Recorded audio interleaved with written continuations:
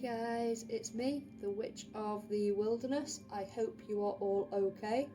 The video that I'm going to be doing today is another installment in my Witchcraft and Wicca series, and it is all about cleansing and also charging crystals.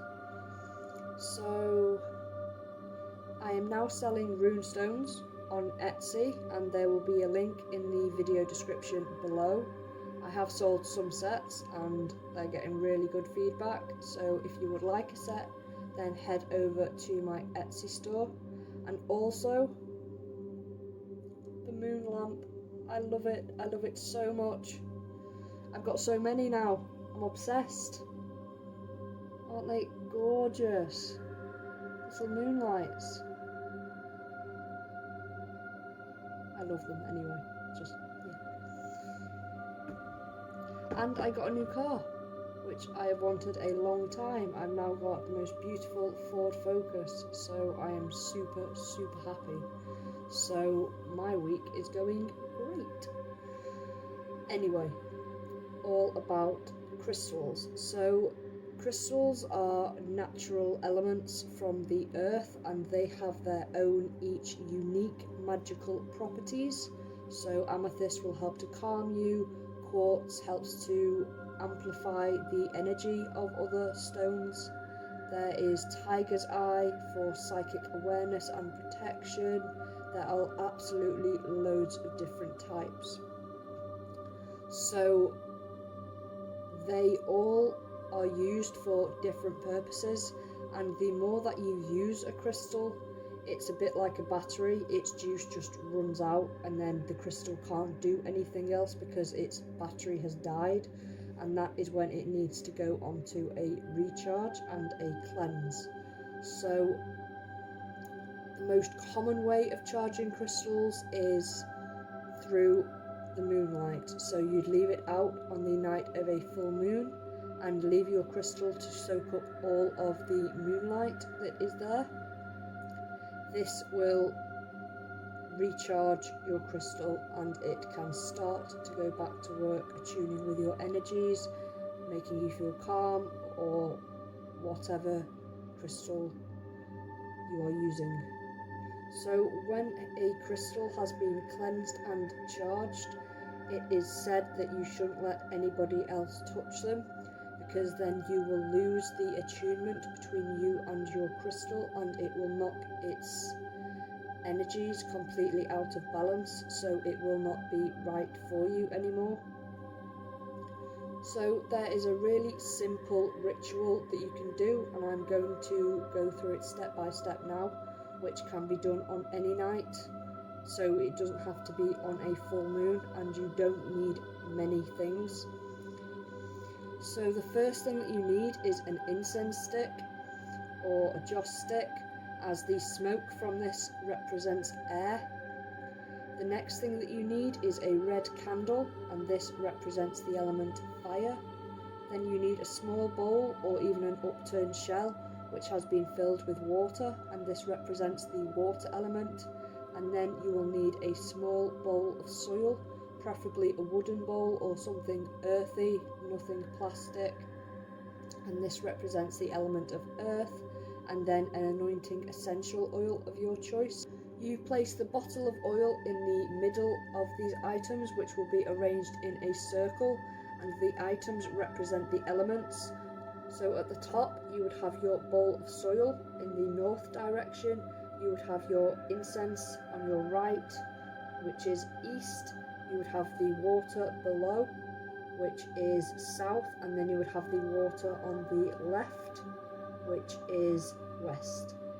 The arrangement of the elements has magical associations of its own, and this will help to strengthen and amplify the effects of the spell.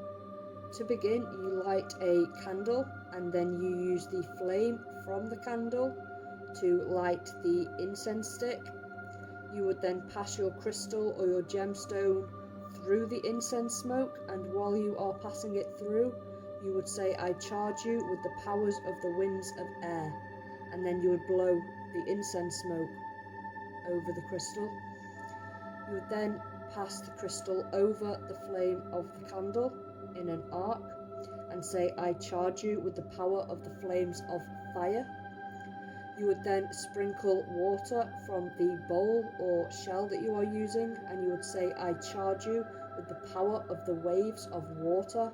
And it may also help to visualize the energies of rain or maybe even ocean spray. That may help during this stage. You will then bury or place your crystal in the bowl of earth and say, I charge you with the power of the earth from whence you came. And with this, it can also be helpful to visualize roots surging up and a tree growing through the ground to help with this stage. You would then anoint your crystal with the oil of your choice, so frankincense, lavender, whichever you feel most drawn to or has the closest properties for what you wish to use the crystal for. And you would say, I charge you with the power of the spirit of life, harmony and truth. And that is then your crystal charged, and you would take it and you would pop it in a safe place. I prefer little velvet bags and only put one crystal in there because it will stop it getting scratched and chipped and damaged. So always try and keep them safe. And it would also, as well as that, help to keep it out of sight of people so they do not feel as inclined to touch it. So cleansing your crystals is also important. Cleansing and charging are not the same thing. Charging powers it with energies in order for it to be able to work, and cleansing is what you do to remove any energies that are stored in it. Most crystals function by taking negativity and harmful things out of the air, like a humidifier, all the negative energies, and after a while they become full and they can't take anymore, and they may stop working and have the intent that you wish them to do. And cleansing is a way of taking all of those energies out and simply refreshing it so it is empty once more. So a good way of cleansing them is again by leaving in a full moon or any kind of moonlight, and some people also leave them out longer than you would for like moon water, as they say that if the crystal is charged and touched by both the sun and the moon, it helps cleanse it twice as much and just works better. You can run a crystal that is safe to put in water, so a quartz type or a hard type, nothing like selenite or malachite or anything like that, as they may dissolve and weaken over time, change colour, all things like that. But if it is a water safe crystal, then to run it through a natural stream or a spring, or if you do not have anything like that near you, then you would use a tap water. You'd simply run it under the tap water to help to cleanse it. You can also use sage and incense smoke to help cleanse it. Running it through the smoke will help to cleanse it as well. Ringing bells around it is another good way to cleanse your crystal. On top of that, you also have things like brown rice. If you submerge it in a bag or a box filled with brown rice, then the rice will take all of the energies out of it, and therefore it is important that after a couple of hours to a day, 24 hours, then you will instantly throw the rice away, as the rice is now the thing that has absorbed all of those negative energies. So preferably do not throw it in a bin inside your house, throw it in one outside of your house, like a wheelie bin or something. So another good way of cleansing your crystals is to bury it in the earth from whence it came, a bit like the ritual I did before. And this helps the earth to take back the negative energies out from the crystal. and is a very natural, although slower, process of cleansing a crystal, as it may take anywhere from 1 to 3 days. So yeah, that was just a really quick video about cleansing and charging your crystals. I hope you enjoyed it, and I will be back with another one